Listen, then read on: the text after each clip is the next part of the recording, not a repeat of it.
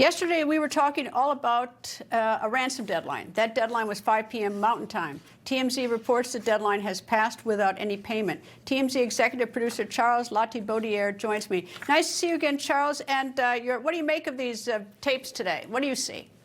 Greta, I think this is clearly a huge break, because now we finally have someone who's clearly involved in this in some way.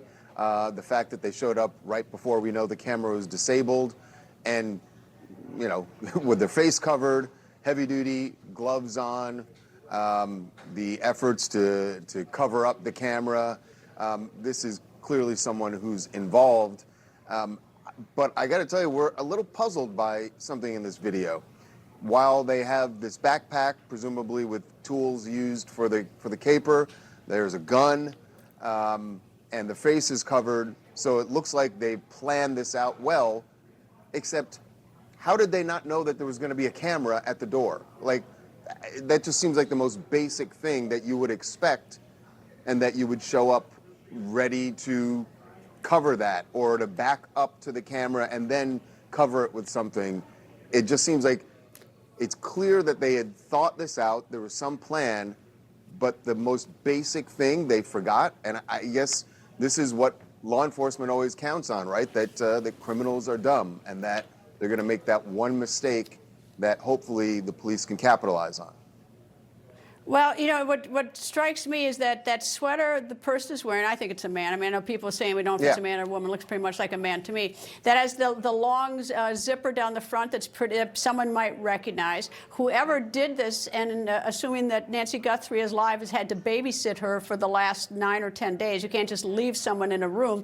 So that person has obviously had, if all of a sudden someone disappears from work, or someone doesn't show up, or, someone whose life has a vastly different schedule in the last 10 days, that's going to be suspicious.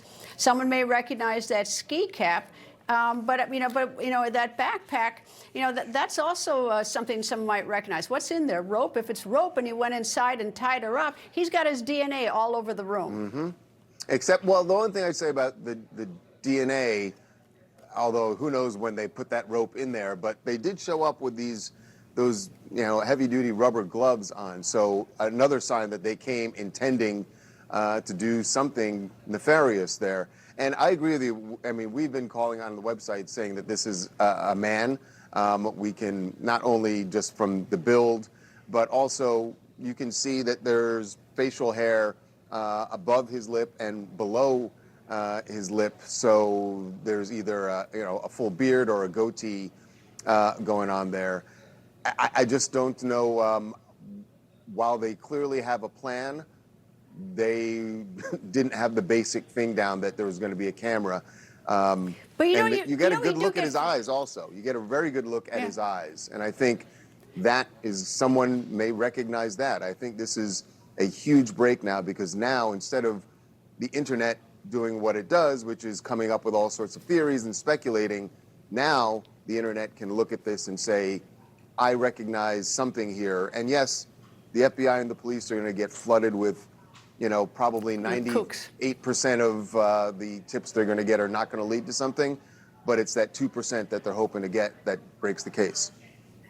Well, the other thing I found is interesting is that I think it's somebody who knew her or been to the house, because the person is not fumbling around looking for things. The person makes pretty direct moves, approaches the door, then goes back, looks like maybe got a key or something like that, or did something, and comes back. It's not somebody who's spending a lot of time on the porch trying to figure out where he is and what he has to do. They're pretty direct movements, like the person's been there before.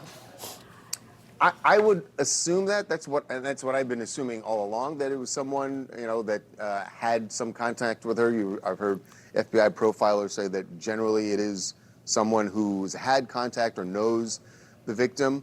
But again, I don't know why they were not prepared for this camera. If it is someone who's been to the house before, they would know that. But maybe it's someone who, never approached the house from that front door. Who knows? But they definitely just seem surprised by it.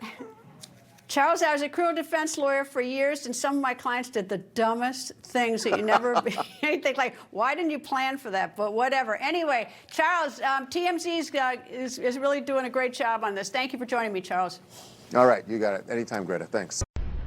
People think news just happens. It doesn't. It happens because there's someone there to capture the moment, to explain it and share it. That's my job. I go where news breaks and give you the facts. Join me for The Record on Newsmax.